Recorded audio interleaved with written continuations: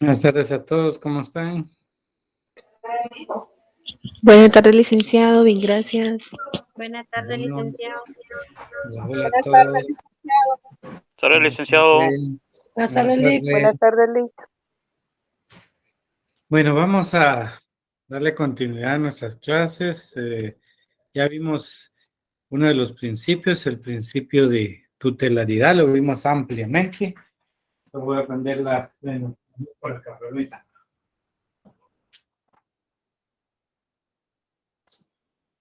Y hoy nos toca otro principio más, principio evolutivo.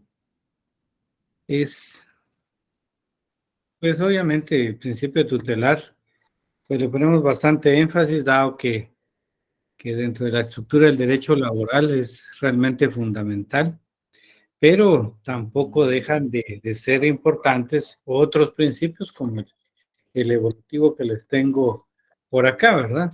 Entonces, vamos a ver, solo estoy dando a admitir a todos por acá. Vamos a ver, 145, hacen falta unos cuantos. Bueno. Entonces ya vimos el principio tutelar y hoy nos toca el principio evolutivo, también conocido como el de garantías mínimas. Y pues bueno, ¿qué significa, verdad? Evolucionar, pues es sencillo comprender, ¿verdad? Es siempre estar en un movimiento constante, pues definitivamente en favor en este caso, en favor de los trabajadores, ¿no? Entonces este principio trata de ilustrar, ¿verdad? Que todos los derechos que están actualmente regulados, todos los derechos que ya conocemos, una vez fueron reconocidos, pasan a convertirse en mínimos. ¿Por qué razón? Porque el derecho, a través del derecho laboral, a través del principio evolutivo, que aquí lo tienen, no va a pretender, pretende o busca que esos derechos sean superados.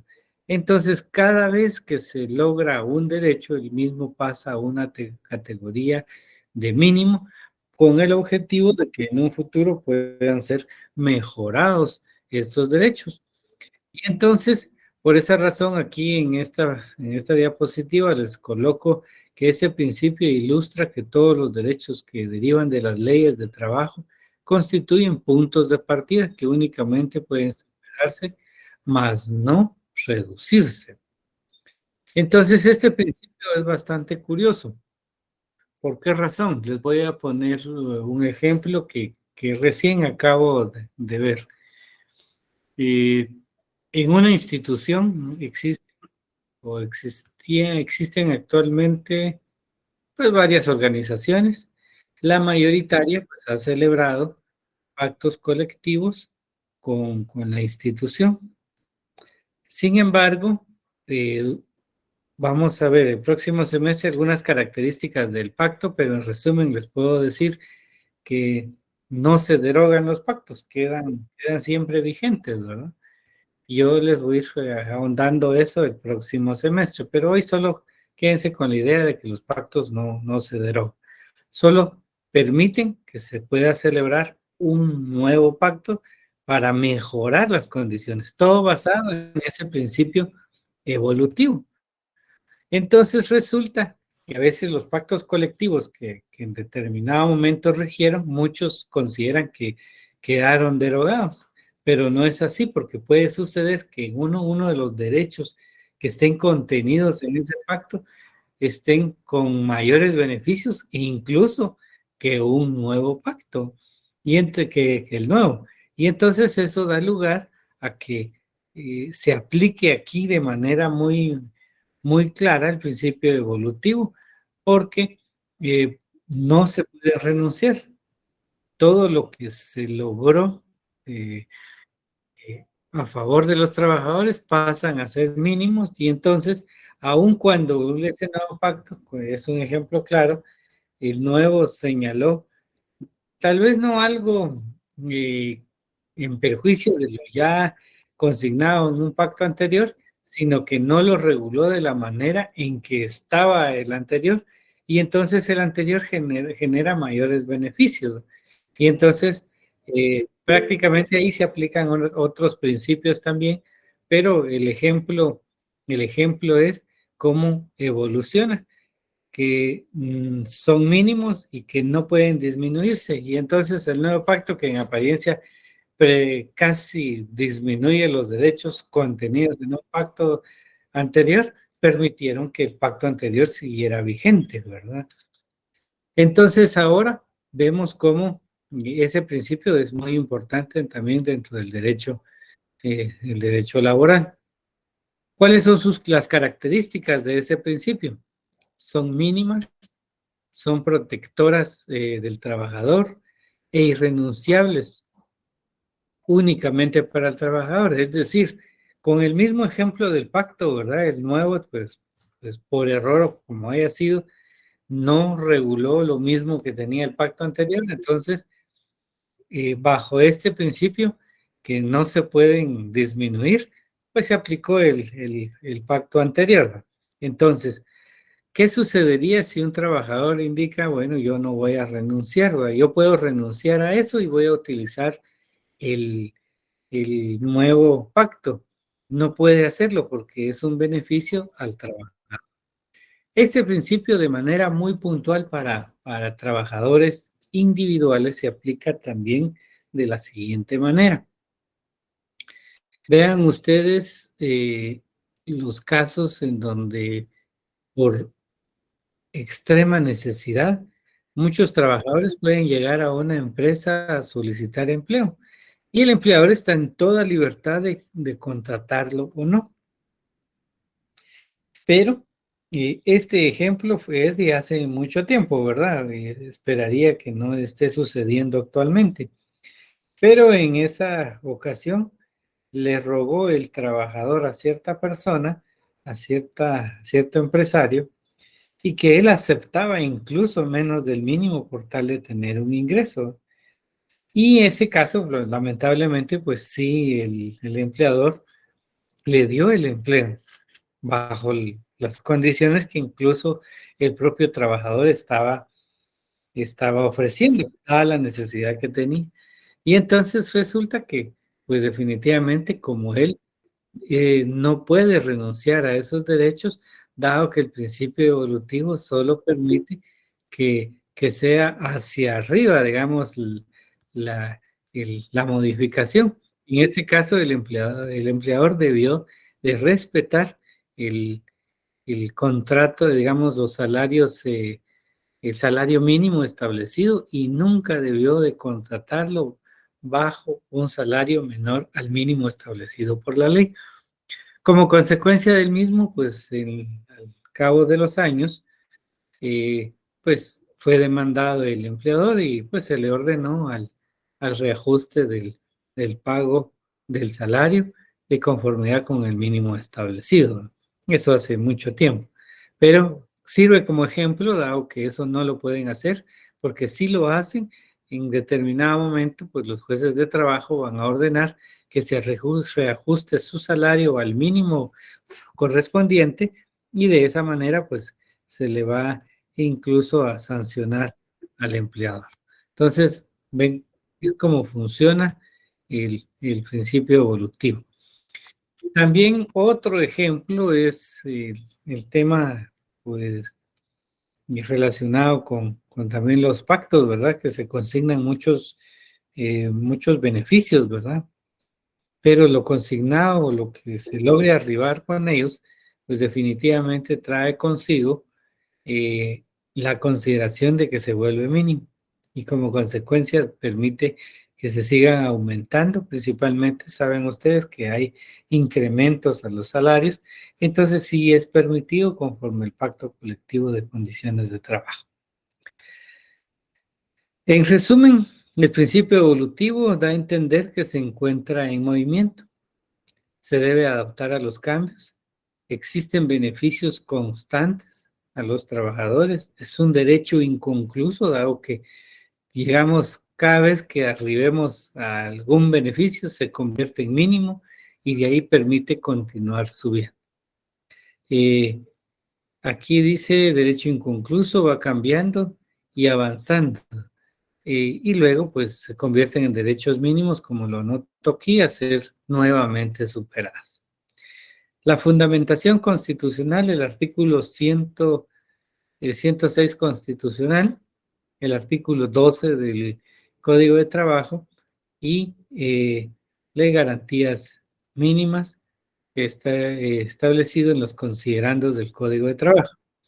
Ya que se los anoté aquí, pues les indico que los principios del derecho de trabajo, si bien hemos colocado algunos ejemplos en los que ya el legislador le dio esas características, los principios como tal están regulados en los considerandos del Código de Trabajo, ahí los encuentra.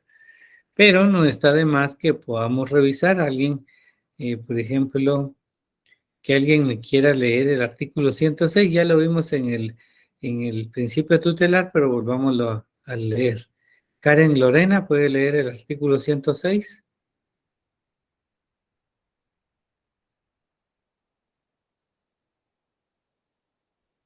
Licenciado, disculpe, fíjese que yo voy en camino, voy en la calle. Disculpe. Buenas tardes, licenciado. Está bien, Yo se por lo favor. puedo leer. ¿Quién me dijo por ahí? Yolik. Sí, dele. Artículo 106 constitucional, irrenunciabilidad de los derechos laborales. Los derechos consignados en esta sección son irrenunciables para los trabajadores, susceptibles de ser superados a través de la contratación individual o colectiva, en la forma que fija la ley. Para este fin, el Estado fomentará y protegerá la negociación colectiva. Serán nulas ipso iure y no obligarán a los trabajadores aunque se expresen en un contrato colectivo o individual de trabajo, en un convenio o en otro documento, las estipulaciones que impliquen renuncia, disminución, tergiversación o limitación de los derechos reconocidos a favor de los trabajadores en la Constitución, en la ley, en los tratados internacionales ratificados por Guatemala, en los reglamentos u otras disposiciones relativas al trabajo. Muy bien. Roberto Pirir, ¿qué entiende y cómo lo asocia con el principio evolutivo o de garantías mínimas? Un momento, Link, solo voy a sacar mi constitución que no la tengo a la mano. Tienen que tener a la mano sus textos, ¿eh?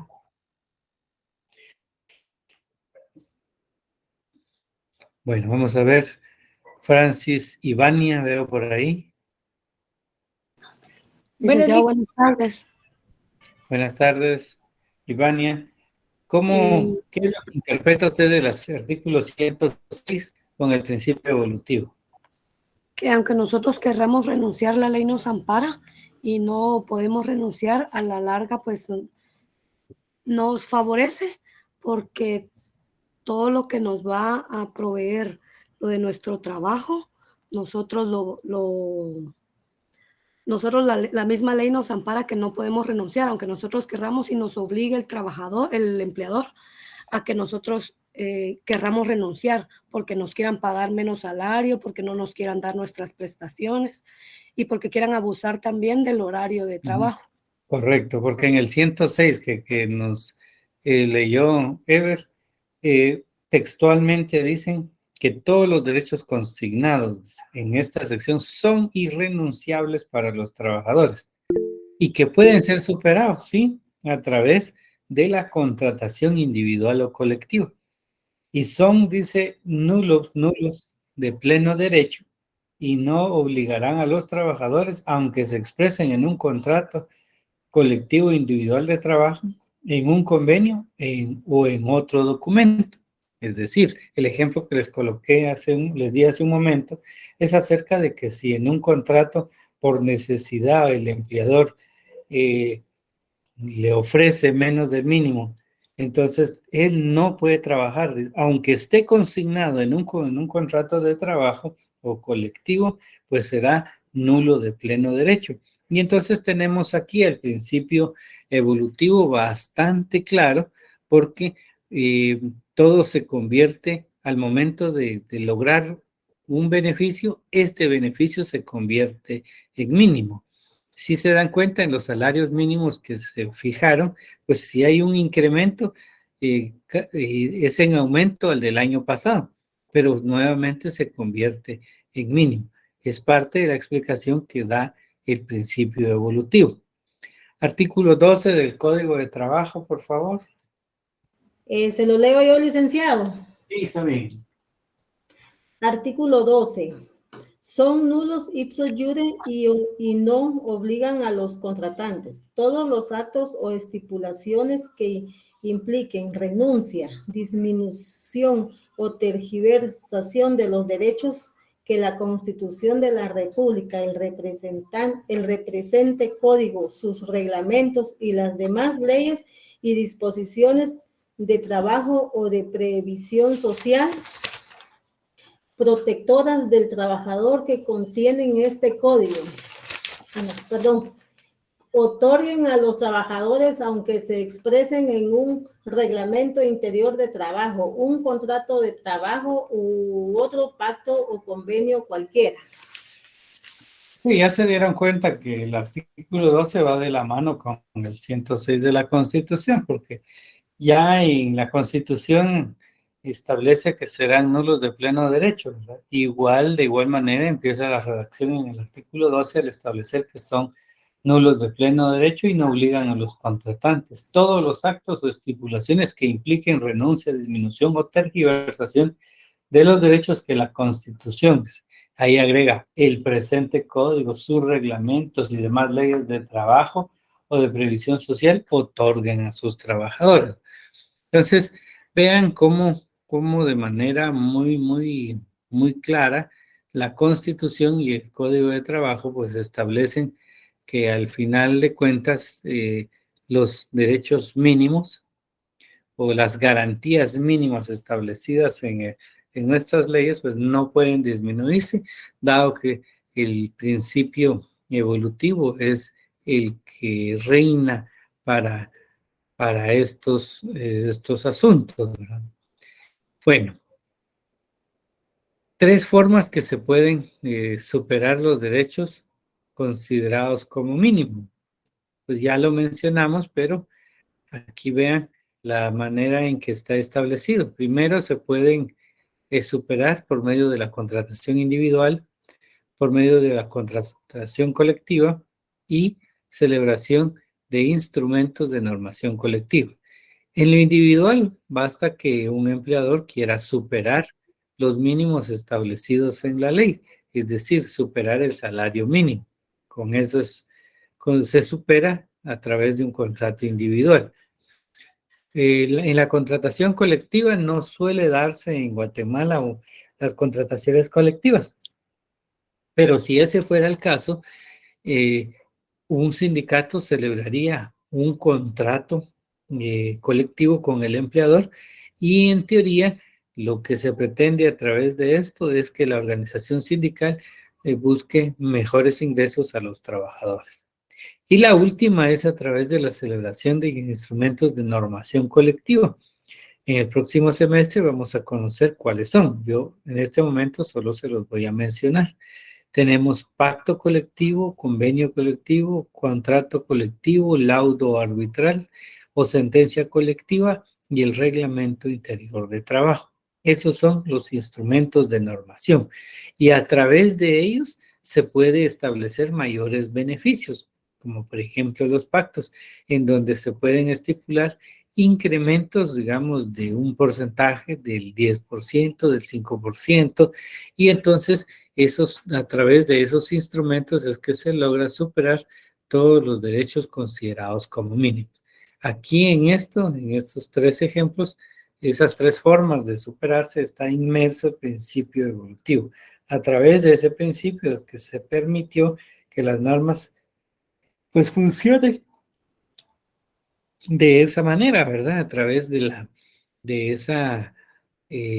utilizar cualquiera de estos instrumentos, ya sea a través de un contrato individual, colectivo o bien a través de los instrumentos de normación colectiva.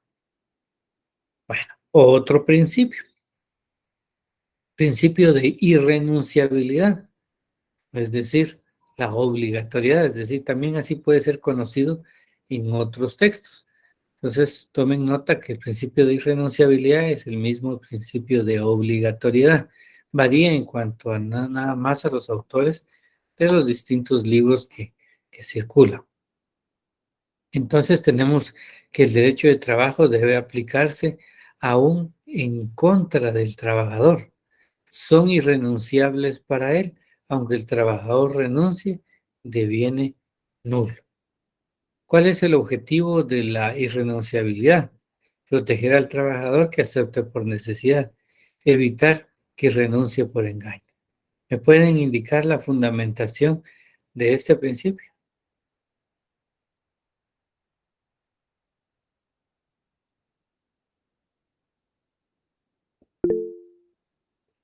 A ver, ¿cómo Artículo podemos? 106 de la Constitución. El artículo Muy bien. 106 106 de la Constitución. ¿Qué otro artículo? y el artículo 2 del Código de Trabajo. 12 del Código de Trabajo, correcto.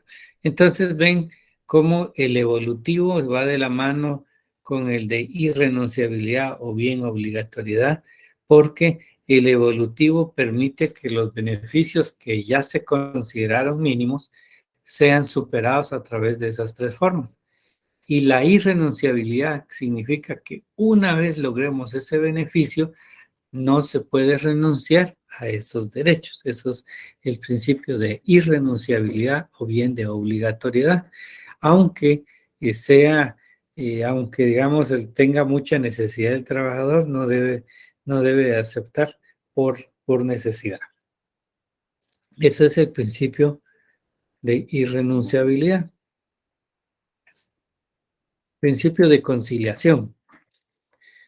Debe privar siempre en todos los aspectos laborales la armonía social, y eso está establecido en el considerando F del Código de Trabajo. Pero también lo tenemos previsto en el artículo 17 del Código de Trabajo. Veamos qué nos dice el artículo 17. Para los efectos de interpretar el presente código, sus reglamentos y demás leyes de trabajo, se debe tomar en cuenta fundamentalmente el interés de los trabajadores en armonía con la conveniencia social. Entonces tenemos como la armonía es parte fundamental y está establecido no solo en los considerandos, sino en el artículo 17. Obviamente, debe existir siempre el interés de los trabajadores en armonía con la conveniencia social. Artículo 274. ¿Alguien que quiera leerlo?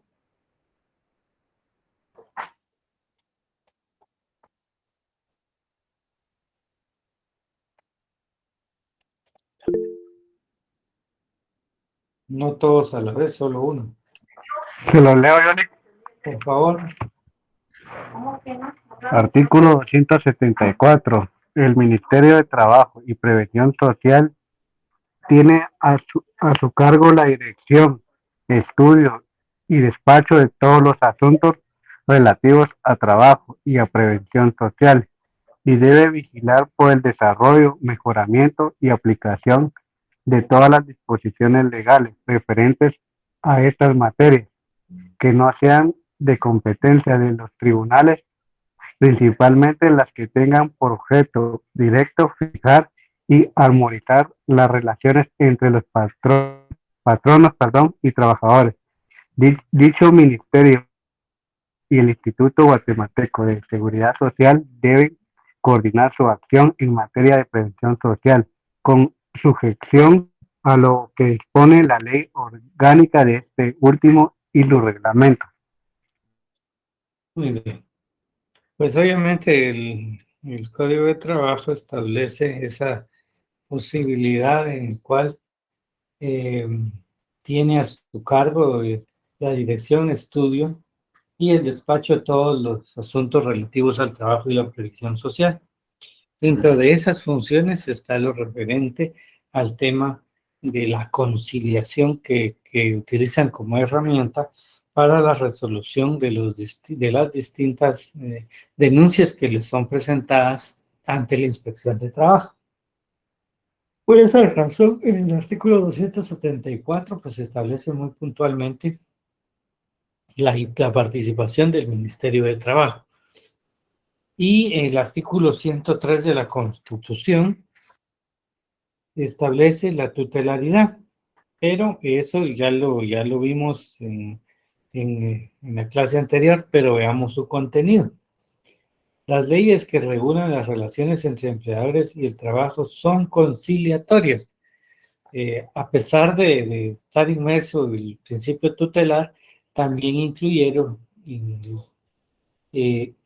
la conciliación y establece que las relaciones o las leyes que regulan las relaciones entre patronos deben ser conciliatorias. Entonces tenemos que ese principio de conciliación se encuentra presente en casi todos los procesos. Es posible presentar, digamos, una conciliación en cualquier etapa, ya sea en la vía directa o en la vía judicial. Todo es posible en esa modalidad. Ya me hace falta el dulce otra vez. Qué barbaridad. Bueno, veamos otro principio. Principio de estabilidad. ¿Quién no va a querer un trabajo estable en cualquier lugar? Eso es importantísimo. Está muy de moda actualmente que las empresas y entidades del Estado estén buscando contratos temporales como una manera de pretender indicar que nada más es ¿cómo se llama? Es una necesidad temporal y que están buscando la manera de decirle al trabajador que solo durante un tiempo se le va a contratar, ¿no? Sin embargo, los trabajadores lo que buscan es una estabilidad en el trabajo, es decir, estar el mayor tiempo posible. Y entonces, cuando veamos el contrato de trabajo, vamos a ver que lo que se busca es un contrato que sea permanente, digamos, indefinido, que sería el término correcto. Eso es lo que busca un trabajador, pues su lucha. Y esa lucha sí se logró porque en el Código de Trabajo está establecido que, pues definitivamente los contratos deben de celebrarse de esa manera por regla general y muy excepcionalmente los por contrato. Pero resulta que ahora la regla es contratarlos por contrato y la excepción es el puesto permanente, ¿verdad? Pero esa es otra historia. Entonces, esa es la lucha y el objetivo es continuar en su trabajo. El trabajo, pues, estable y seguro, pues, le va a provocar un bienestar al trabajador y a su familia. Entonces, eso es el efecto de la lucha, de la continuidad, y la ley así lo establece.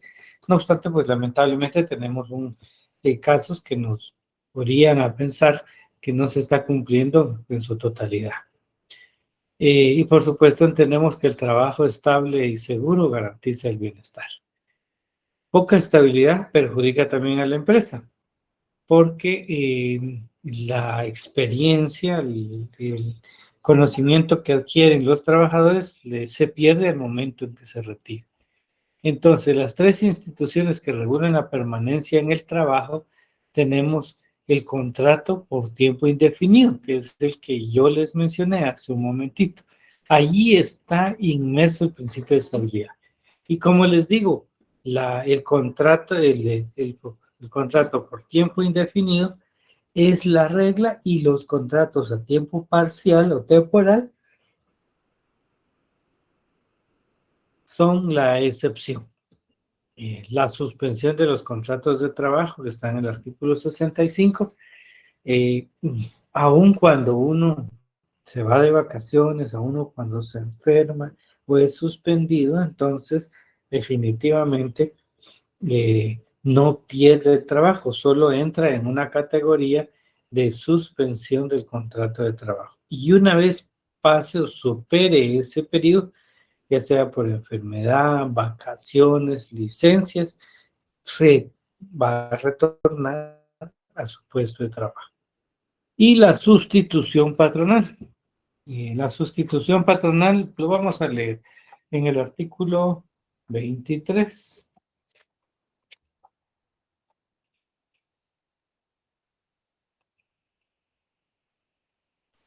Lo leo, Lick.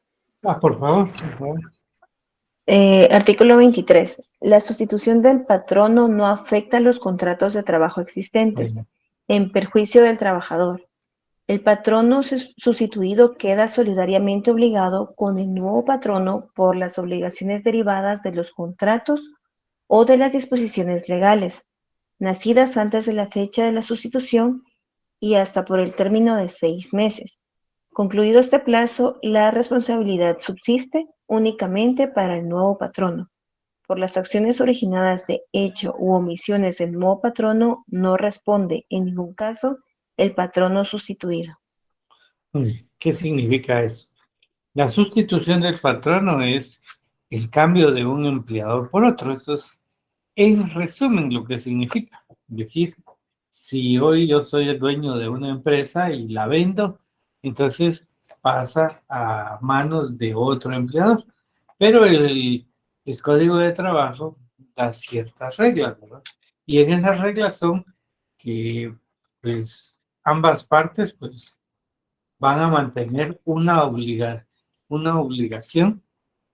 Sin embargo, el mismo es temporal, porque al pasar el plazo que es de 6 meses, pues el nuevo patrono es el que va a mantener todas las obligaciones, pero durante ese periodo ambas partes son los responsables. Bueno, entonces por esa razón cuando leyeron el artículo 23, que dice la sustitución, que no es más que el cambio, no afecta a los contratos, se mantienen vigentes, no puede venir un nuevo empleador y diga, bueno, pues con él era una cosa, conmigo será otra, ¿verdad? Y les disminuye, tantas cuestiones, eso no se puede hacer a través de este principio de estabilidad. Pues lo voy a ver, creo que alguien estaba pretendiendo entrar.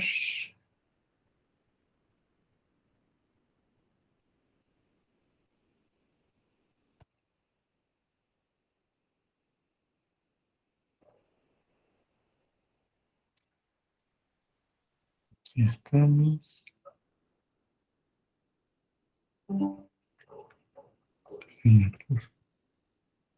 Banco, principio de estabilidad. Muy bien, principio del trabajo como un derecho necesario e imperativo.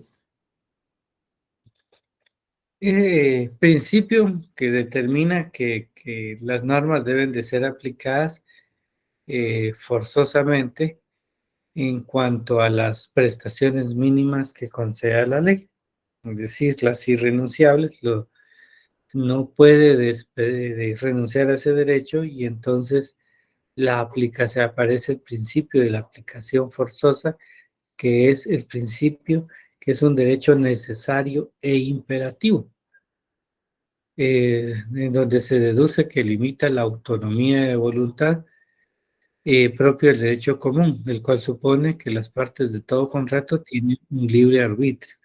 Como seres humanos nosotros tenemos libertad de decidir lo que queramos. Si queremos vender una casa, nuestro carro, o no venderlo, no cambiarlo y que se quede viejito, es un derecho, se llama libre albedrío. Pero acá, con este principio, la crítica es que definitivamente cuando se habla de que se afecta la autonomía de la voluntad, están diciendo que no están dejando en la libertad al trabajador de poder decidir. Pero en estos aspectos, en este principio imperativo, pues el asunto es que no vaya a renunciar por necesidad, como lo vimos en el anterior, ¿verdad? Y como consecuencia, todas las normas son de carácter obligatorio. El principio, dice, al limitar la autonomía de la voluntad, también pretende ilustrar que el Estado es quien debe garantizar su aplicación y de esta manera las autoridades administrativas y judiciales deben velar porque el mismo tenga plena aplicación. Bueno, ¿cuál es el trabajo? Dejar de que sea positivo y que las garantías mínimas no se restringan, ¿verdad? Principio de realidad y objetividad. La realidad estudia al individuo en su realidad social y considera que para resolver un caso determinado a base de una bien entendida equidad, es indispensable enfocar ante todo la posición económica de las partes. Eso es importantísimo. Puede provocar incluso el cierre o quiebra de empresas, porque no podemos establecer, digamos, salarios altísimos, pero sabemos que el empleador posiblemente no tenga esa capacidad y vamos a fomentar la quiebra de las empresas. Y en segundo, es resolver los diversos problemas que con motivo de su aplicación surjan con criterio social y a base de hechos concretos y tangibles. También pretende que se plasmen los derechos como se han convenido, que no sean violados los principios mínimos. Ese es el principio de realidad. También esto lo utilizan mucho porque para lograr, digamos, quizá si le tocara al trabajador, pues una sanción menor y entonces buscan en sí la capacidad económica de las partes. Y entonces también para el empleador, pues no vaya a poner salarios muy altos, porque de lo contrario va a provocar que la empresa pueda irse a la quiebra, como bien lo anoto ahí. Tenemos que buscar esa realidad económica de las partes, tanto para imponer una sanción a un trabajador como para, digamos, buscar ciertos beneficios a la empresa que deben de ser de acuerdo a con la realidad y objetividad. El principio del derecho de trabajo como una disciplina hondamente democrática, la económica y moral de los trabajadores, que constituye la mayoría de la población, realizando así una mayor armonía social. Entonces, hace todo acto impositivo hacia el trabajador que viole sus principios. No se puede hacer eso. No debe coaccionarse a realizar actos ilegales que, que no labore horas extraordinarias sin pago y sin embargo lo hacen. Que se le prohíba ejercer derechos ciudadanos o otra modalidad. Por eso es como como una disciplina ampliamente democrática. No podemos estar, digamos, patentizar este principio como una disciplina hondamente democrática. Dejé de último, digamos,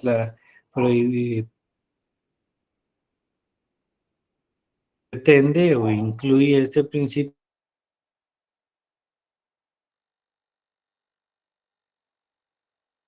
de los comicios, ¿verdad? Entonces no se le debe el ejercicio de esos derechos, ¿verdad? Entonces, incluso ¿cómo se llama? Existe una norma en la ley electoral en donde si se les nombran como delegados, ese trabajo es ad honorem, ¿verdad? Y entonces los empleadores deben dar el tiempo necesario para eso.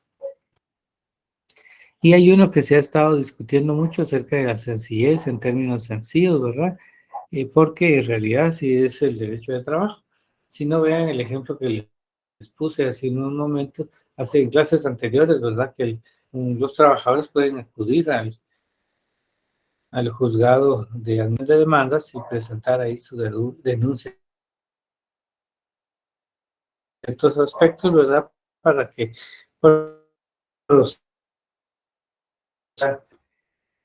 digamos, básicamente una formalidad muy,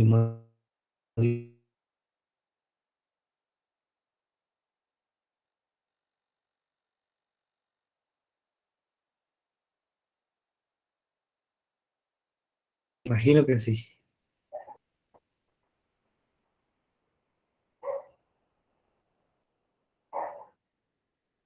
Muy bien. ¿Dudas?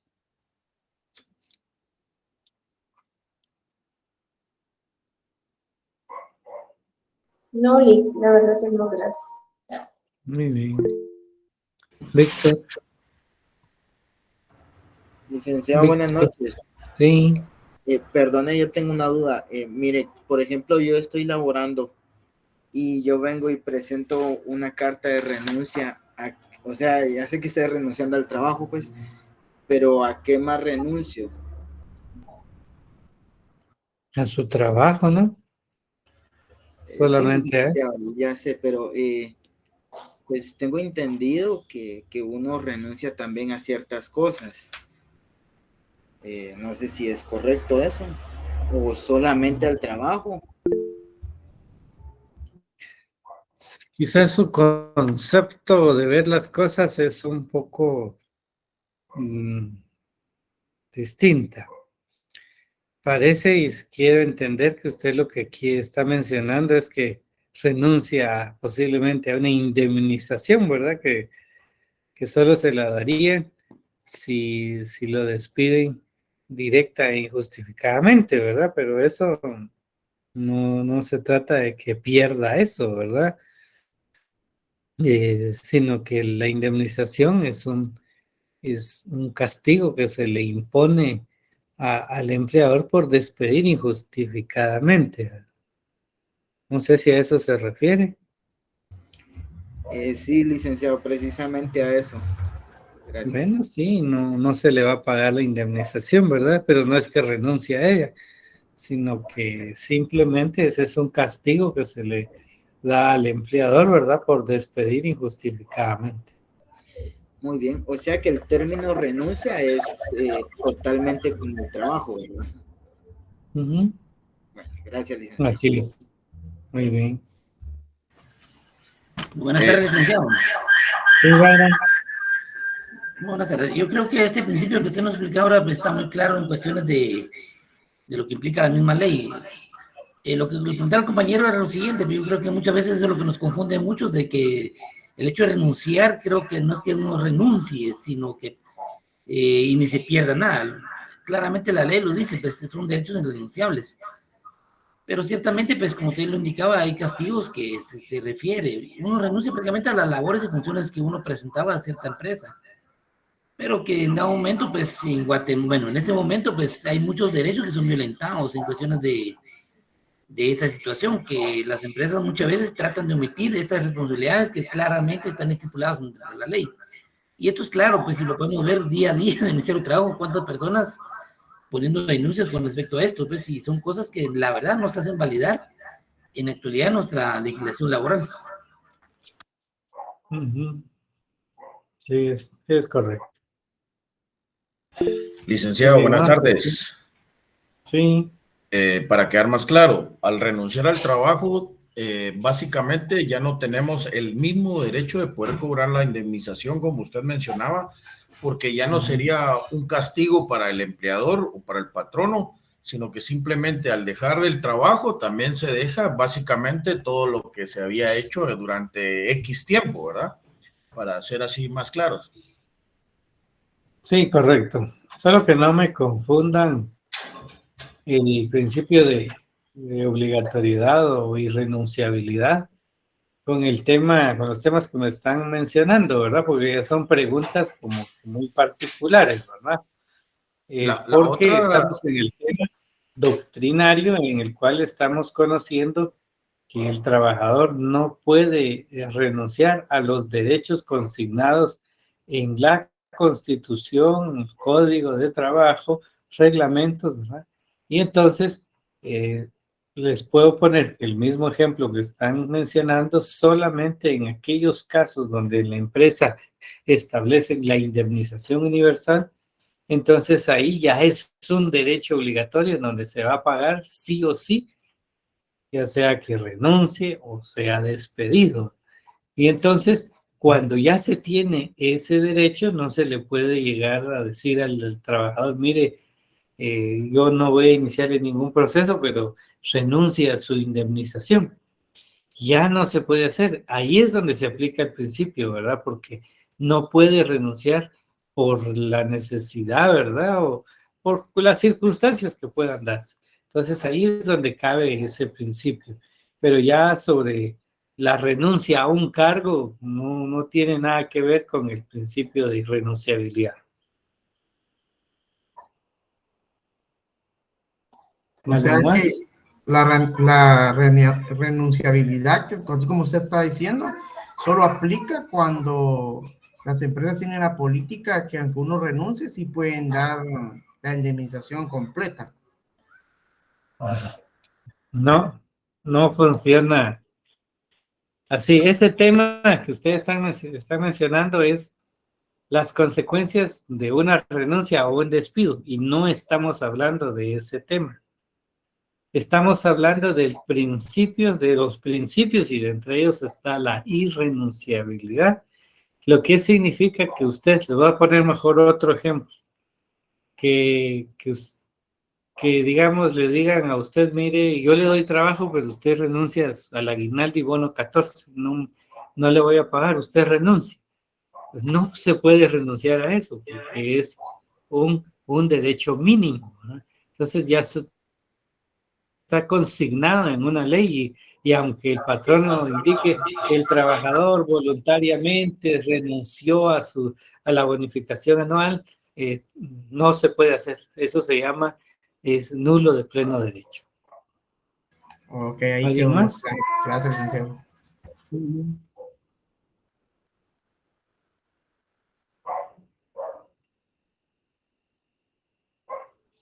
Se me desviaron un poquito otra vez del tema, son muy intensos ustedes. Hoy sí, todo lo que está plasmado por la ley no podemos renunciar, aunque los patronos quieran. Así es. Ya quedó Me claro. llega por ácido, Daniel, así es. Gracias.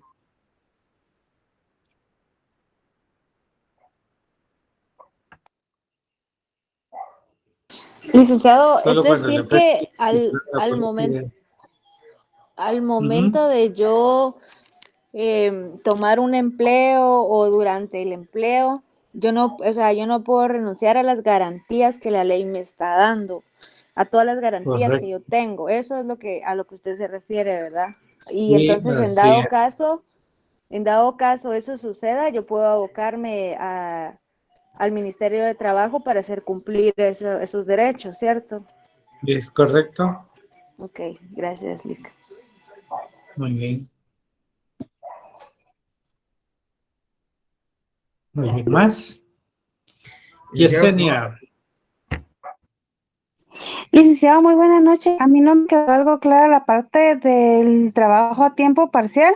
¿Aplica este derecho o no aplica? Discúlpeme, es que había un poco de ruido acá en mi casa.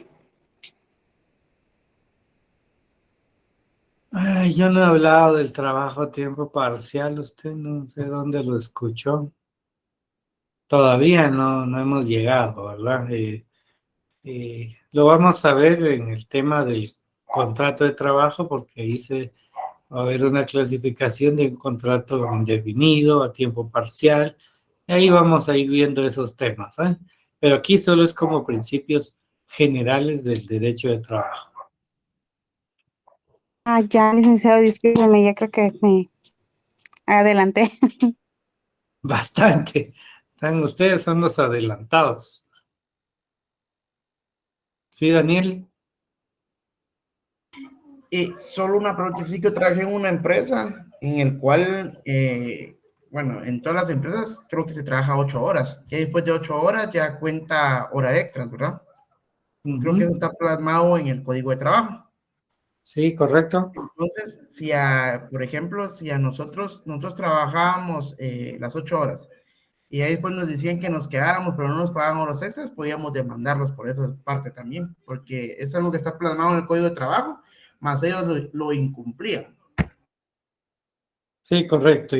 Cuando se demande, ¿verdad? Y ahí se pide el pago de todos esos salarios por jornada extraordinaria.